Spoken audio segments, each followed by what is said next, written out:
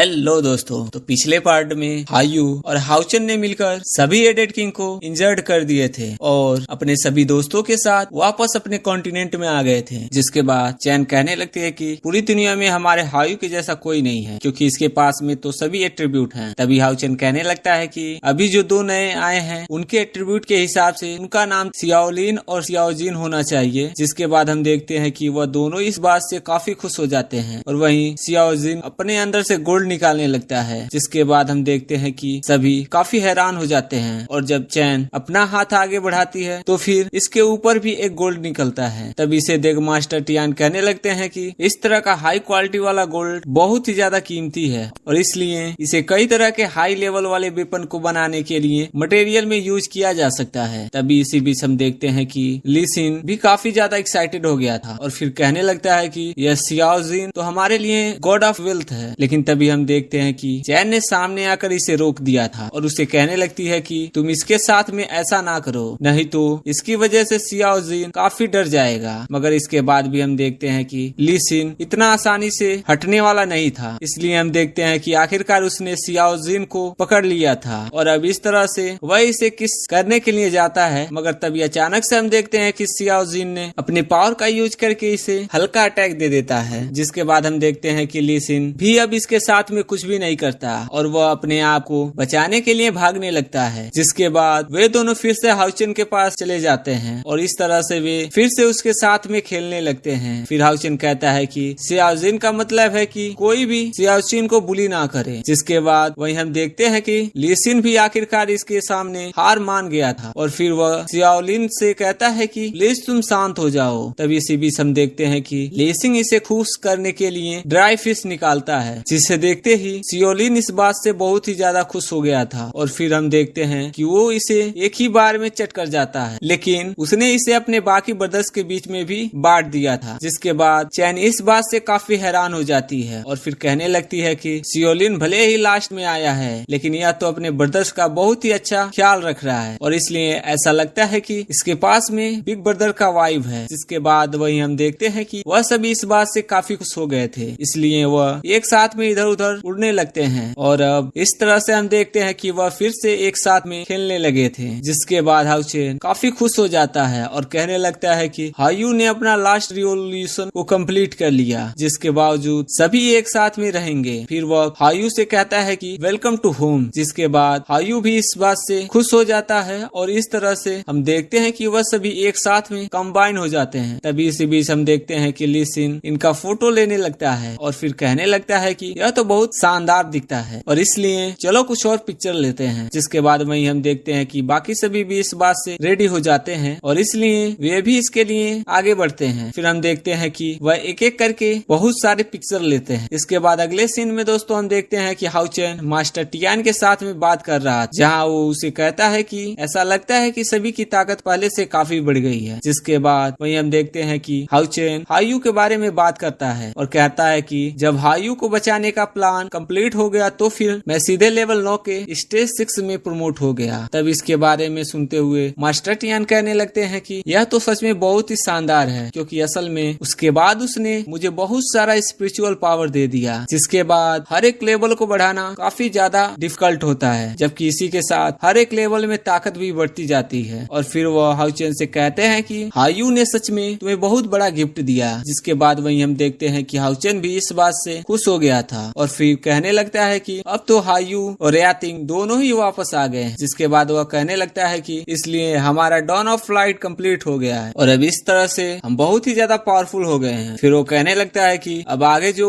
Daemon के साथ में बैटल होगा उसमें मैं और सायर वेन गॉड का जैसा अटैक करेंगे और इस तरह से डेमन्स को बहुत आसानी से मार देंगे। फिर वो कहने लगता है कि चैन भी अब पावरफुल हो गई है और इसलिए वह भी डेमन को बहुत आसानी से मार सकती है। इसके बाद वो कहने लगता है कि ली सिन भी अब अटैक मैजिक का यूज करके स्ट्रॉन्ग अटैक को कर सकता है, जिसकी वजह से सब डेमन के डिफेंस बैरियर को बहुत ही आसानी से ब्रेक थ्रू किया जा सकता है। फिर वो हायू के बारे में बात करने लगता है और कहता है कि हायू के पास में गॉड विंग किंग है, जिसकी वजह से डेमन्स के ऊपर उसका अटैक बहुत ही ज्यादा डेंजर होगा और इसलिए वह वेंजाओ के साथ में टियानकम फॉर्मेशन को ज्वाइन करेगा। और इसके बाद वो कहने लगता है कि वेंगवॉन और सीमा सियान तो क्लोज बैटल में माहिर ही हैं, जिसकी वजह से वह बाकी डायरेक्शन में भी सारी तरीके से अटैक कर सकते हैं और उसे रोक भी सकते हैं। और अब इसलिए हमें इसके बारे में चिंता करने की कोई जरूरत नहीं है। लेकिन इसके बाद भी वह बीस्ट पार्टनर के बारे में भी बात करने लगता है और कहने लगता है कि अभी भी पहले से काफी पावरफुल हैं। फिर वो कहता है कि मैकडल और इविलाई तो इंडिपेंडेंट हैं, जिसकी वजह से वह किसी भी समय गैप को फिल कर सकते हैं। इसके बाद हम देखते हैं कि आखिरकार वह हायू के बारे में बात करने लगता है और कहने लगता है कि वह तो हमारा मोस्ट पावरफुल प्लेटफॉर्म है, जो कि अपने पावर का यूज करके सभी डायरेक्शन में बहुत आसानी से अटैक कर सकता है। और इसी के साथ हम देखते हैं कि इनका सपोर्ट और ट्रीटमेंट सिस्टम भी कंप्लीट हो गया था, क्योंकि चैन अपने सिल्क थ्रोन के पावर का यूज करके सभी के ताकत को बढ़ा सकती है, जिसकी वजह से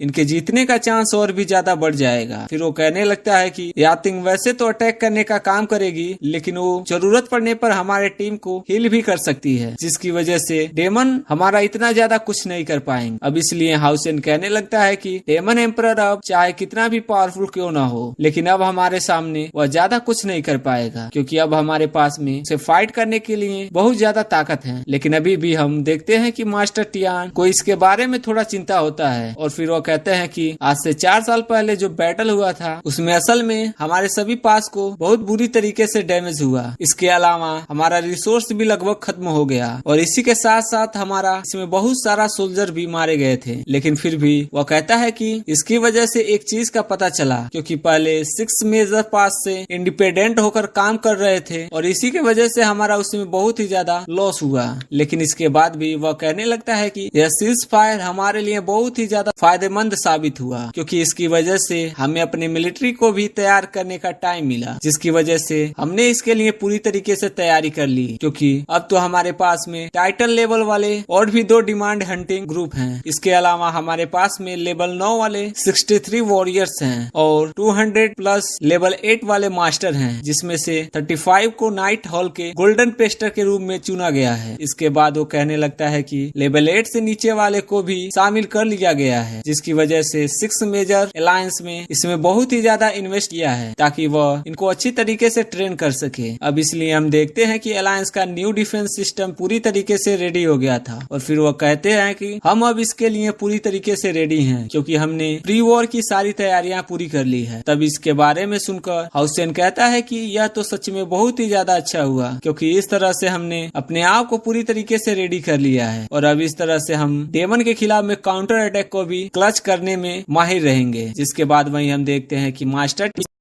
से खुश हो जाते हैं और कहने लगते हैं कि सच में अब हमारी ताकत काफी बढ़ गई है और यह पिछले 6000 ईयर में सबसे पीक पर है। और अब इसलिए हम देखते हैं कि इस बार को पूरा यकीन होता है और कहते हैं कि शायद इस बार हम डेमन को पूरी तरीके से मिटा दें। जिसके बाद वहीं हम देखते हैं कि हाउचेन भी तैयार हो जाता है और फिर कहता है कि क्या हाल ही में कोई डेमन क्लाइंट के तरफ से हलचल मिली। तब इस पर मास्टर टियान कहने लगते हैं कि अभी तक कोई चेंज नहीं मिला, क्योंकि आखिरकार डेमन्स का भी उस वॉर में बहुत ज्यादा लॉस हुआ है, जिसमें कि 30 से ज्यादा डेमन मारे गए हैं। इसी के साथ हमने 2 डेमन पिलर को भी डिस्ट्रॉय भी कर दिया, जिसकी वजह से यह इतनी जल्दी रिकवर नहीं होगा। मगर तभी हम देखते हैं कि मास्टर यान इनको एक मैसेज भेजते हैं और कहते हैं कि डेमन हंटिंग टावर को अभी अभी एक अर्जेंट मैसेज मिला है, क्योंकि डेमन एम्परर ने दोनों टाइटल लेवल वाले डेमन हंटिंग ग्रुप का सोर्स बाईपास कर लिया है और इस तरह से वह 10th पिलर वाले डेमन गॉड के साथ में फैंटेसी पैराडाइज में चला गया है, ताकि वो गॉड हेड को हासिल कर सके। जिसके बाद हम देखते हैं कि के बारे में सुनकर मास्टर टियान भी काफी परेशान हो जाते हैं और कहने लगते हैं कि क्या डेमन एम्परर का गोल गॉड बनना है। जिसके बाद वहीं हम देखते हैं कि हाउचेन भी इस बात से हैरान हो जाता है और कहने लगता है कि अगर एक बार वो गॉड बन गया तो उसके खिलाफ में हमारा सारा एडवांटेज खत्म हो जाएगा और इसलिए हमें उसे किसी भी तरीके से रोकना ही होगा। मगर वहीं हम देखते हैं कि डेमन एम्परर फैंटेसी पैराडाइज में चला गया था और फिर वह अपने साथ वाले दोनों डेमन गॉड से कहता है कि फैंटेसी पैराडाइज को ब्लॉक कर दो। जिसके बाद हम देखते हैं कि वह दोनों भी इसके लिए तैयार हो जाते हैं, इसलिए उन्होंने अपने पावर का यूज करना शुरू कर दिया था और अब इस तरह से हम देखते हैं वह दोनों अपने पावर का यूज करके फैंटेसी पैराडाइज को सील कर देते हैं, ताकि गॉड हेड यहाँ से कहीं भी ना भाग पाए। वहीं गार्डियन कहने लगता है कि फैंटेसी पैराडाइज तो अभी ओपन भी नहीं हुआ, लेकिन इसके बाद भी डेमन एम्परर ने अपना पावर यूज करके इसे ब्रेक कर दिया, जिसकी वजह से नेचर गार्डियंस का वैरियर भी उसके सामने कुछ नहीं कर पाया, और इसलिए कहीं ऐसा तो नहीं कि अब उसकी ताकत गॉड लेवल में पहुंच गई है। तभी सियाउल कहने लगती है कि अगर हमने उसे गोल्ड हेड लेने दिया तब तो इसकी वजह से वो इस कॉन्टिनेंट पर इकलौता डिवाइन क्रिएचर बन जाएगा, और फिर इसकी वजह से सनलाइट वर्ल्ड का अल्टीमेट बैटल शुरू हो जाएगा। अब इसलिए हम देखते हैं कि वो तुरंत हाउसन को याद करने लगते हैं और कहने लगती है कि तुम जल्दी से यहाँ पर आ जाओ, क्योंकि हमें इसे किसी भी तरीके से रोकना ही होगा। तो दोस्तों, अगर इस पार्ट का एक्सप्लेनेशन आपको अच्छा लगा तो वीडियो को लाइक कर देना, चैनल को सब्सक्राइब कर देना। मिलते हैं अगले वीडियो में, तब तक के लिए keep watching, keep supporting. Thank you.